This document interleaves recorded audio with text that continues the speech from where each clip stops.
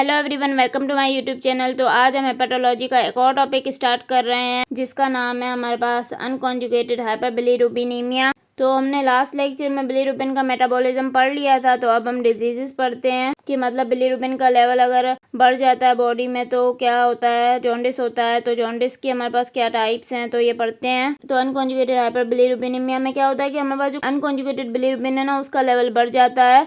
It is a type of jaundice in which conjugated bilirubin is less than 20%। ये हमारे पास वो type है jaundice की जिसमें कॉन्जुगेटेड बिलीरुबिन का लेवल कम हो जाता है 20% से। It is of two types. इसके हमारे पास दो टाइप्स हैं, haemolytic jaundice, congenital non haemolytic jaundice.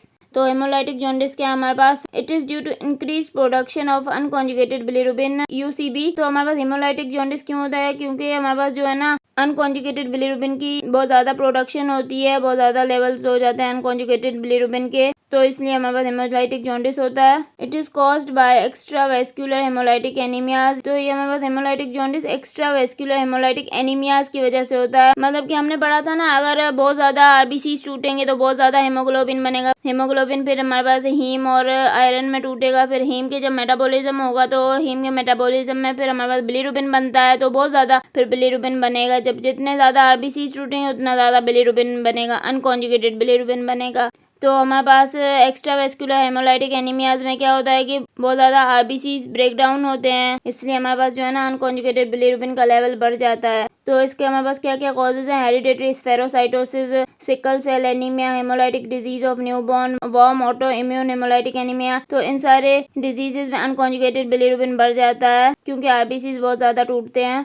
Hemolytic jaundice की लैब फाइंडिंग्स में हमें क्या मिलेगा, कॉन्जुगेटेड बिलीरुबिन लेस देन 20% मिलेगा। यूरिन बिलीरुबिन एब्सेंट होगा। तो यूरिन में बिलीरुबिन हमें क्यों नहीं मिलता, क्योंकि हमारे पास इसमें अनकॉन्जुगेटेड बिलीरुबिन के लेवल्स बढ़ रहे हैं। अनकॉन्जुगेटेड बिलीरुबिन हमारे पास एक तो लिपिड सॉल्युबल होता है, दूसरा ये टाइटली बाउंड होता है एल्ब्यूमिन के साथ, तो ये यूरिन में नहीं जा सकता, तो इसलिए हमें यूरिन में बिलीरुबिन नहीं मिलता। Urine urobilinogen present therefore dark colour urine and stool. Urine में यूरोबिलिनोजिन हमें मिलता है जिसकी वजह से हमारे पास डार्क कलर का यूरिन और स्टूल नजर आते हैं। यूरोबिलिनोजिन क्यों मिल रहा है, क्योंकि लिवर में हमारे पास जो एंजाइम होता है जो कॉन्जुगेशन करवाता है यूडीपी ग्लूकुरोनाइल ट्रांसफरेज, वो तो सही है। तो अब बहुत ज्यादा हमारे पास अनकॉन्जुगेटेड बिलीरुबिन बन रहा है, तो लिवर जितना उसको कॉन्जुगेट कर सकेगा वो उतना करेगा, अपनी कैपेसिटी से ज्यादा फिर वो उसको कॉन्जुगेट नहीं कर पाएगा। तो जितना कॉन्जुगेट हुआ है वो तो हमारे पास इंटेस्टाइन में जाएगा और वहाँ पे यूरोबिलिनोजिन बनेगा, तो इसलिए हमारे पास यूरोबिलिनोजिन प्रेजेंट होता है यूरिन में। लिवर एंजाइम्स में हमारे पास एएसटी एलिवेटेड होता है, बाकी जो एंजाइम्स होते हैं जैसे एएलटी होता है, एएलपी होता है, जीजीटी होता है, ये सारे नॉर्मल होते हैं। अब हमारे पास क्या है, कंजेनाइटल नॉन हेमोलाइटिक जॉन्डिस। ये हमारे पास क्या है, इसमें हेमोलाइसिस नहीं हो रही है आरबीसीज की, ये हमारे पास कंजेनाइटल इसमें कॉजेज होते हैं जॉन्डिस के। It is due to decrease uptake और कॉन्जुगेशन ऑफ अनकॉन्जुगेटेड बिलीरुबिन। इसमें क्या होता है कि या तो हमारे पास अनकॉन्जुगेटेड बिलीरुबिन का लिवर में अपटेक ही कम हो गया है, मतलब लिवर उसको ले ही नहीं रहा है अपने अंदर, या तो फिर कॉन्जुगेशन ही नहीं कर रहा लिवर अनकॉन्जुगेटेड बिलीरुबिन की। तो दोनों सूरतों में हमारे पास जो है ना वो अनकॉन्जुगेटेड बिलीरुबिन बढ़ जाएगा।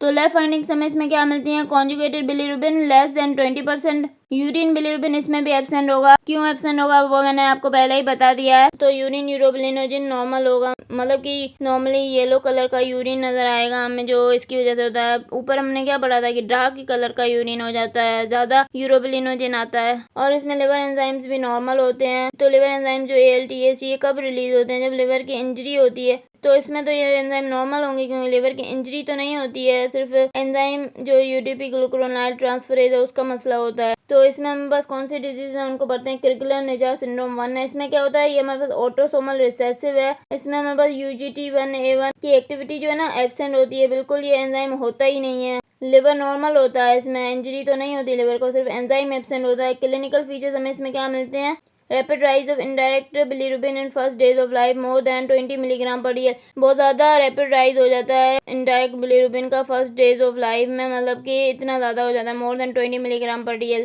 फेटल in infancy secondary to kernicterus. ये हमारे पास इन्फेंसी में फेटल होता है, मतलब डेथ भी हो सकती है बच्चों की कनेक्टेरस की वजह से। तो कनेक्टेरस क्या है कि हमारे पास जो है ना वो अनकॉन्जुगेटेड बिलीरुबिन जो है ना वो ब्रेन की तरफ जाता है और कनेक्टेरस करवाता है। ट्रीटमेंट हम क्या देते हैं, इसमें इंटेंसिव फोटोथेरापी करनी पड़ती है, एक्सचेंज ट्रांसफ्यूजन, लिवर ट्रांसप्लांटेशन, तो ये ट्रीटमेंट है इसकी।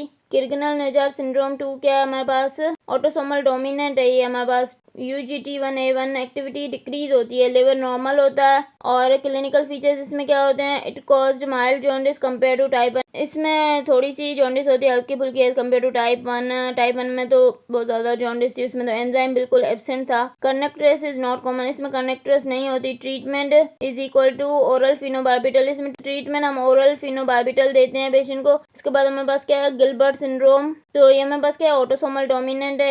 इसमें भी हमारे पास UGT1A1 की एक्टिविटी डिक्रीज होती है, लिवर इसमें भी नॉर्मल होता है। इसके क्लिनिकल फीचर्स क्या होते हैं, benign disorder require no treatment, ये हमारे पास बिनाइन डिसऑर्डर होता है, इसके लिए कोई ट्रीटमेंट नहीं चाहिए होती है। Bilirubin unlikely to be elevated more than 5 milligram per DL, bilirubin वाला 5 मिलीग्राम DL से भी ज़्यादा इतना एलिवेटेड नहीं होता। इट प्रेजेंट्स इन अडोलसेंट्स और अडल्ट लाइफ, ये हमारे पास अडोलसेंट्स और अडल्ट लाइफ में प्रेजेंट करती है, इसके सिम्टम्स अडल्ट लाइफ में आते हैं। जबकि हमारे पास जो वो थी ना, किर्गलर निजार सिंड्रोम 1 और 2, ये हमारे पास इन्फेंट्स में होते हैं। Jaundice occurs in response to triggers such as, इनमें इतनी जॉन्डिस वैसे होती नहीं है, लेकिन अगर कुछ ऐसे ट्रिगर्स हों तो उसकी वजह से फिर इनको जॉन्डिस हो जाती है। जैसे अगर वो अल्कोहल पी रहे हैं, या फास्टिंग की है उन्होंने, या स्ट्रीनस एक्सरसाइज की है बहुत ज़्यादा, या उनको कोई बीमारी आ गई, इंटरकरेंट इलनेस है, तो उसकी वजह से जॉन्डिस फिर हो सकती है। ट्रीटमेंट क्या है, नो ट्रीटमेंट नेसेसरी, कोई ट्रीटमेंट की इतनी ज़रूरत नहीं होती। तो ये हमने अनकॉन्जुगेटेड हाइपरबिलीरुबिनीमिया को पढ़ लिया। अगर आपको मेरा लेक्चर पसंद आया तो प्लीज़ मेरे चैनल को सब्सक्राइब करें, लाइक करें और बेल आइकन को प्रेस करें। Thank you.